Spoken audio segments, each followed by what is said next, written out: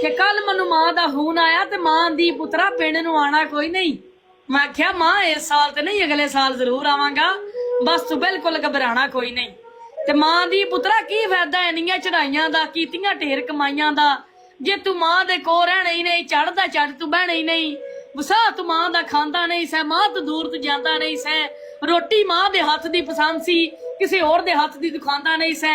लगदा मां नू भुल गया है, दुनिया दे रंगां च घुल गया है। अगू पुत्तर आंदा हंजू अपने पूंज नहीं माए, वेख तू अपने पुत्त दा रोज नहीं माए, सुपने थोड़े वड्डे सी तां ही तां घर छड्डे सी, तू दुआवां करदी रहा कर, तू छावां करदी रहा कर, मैं जल्दी पिंड नू आवांगा, मां मैं तेरा अपना वा, कोई बगाना ते कोई नहीं, वाला मैं क्यों पिंड नू आवना कोई नहीं। जग्गू मां दी हर वार तू लारे ला देना, दिल मेरे नू समझा देना, हंजू अखां दे साफ करा देना, जे इस वार भी तू पिंड ना आया मैं तेनू बुलाना बिल्कुल कोई नहीं, मैनू लगदा हुण तू आना कोई नहीं, मैनू लगदा हुण तू आना कोई नहीं, मैनू लगदा हुण तू आना कोई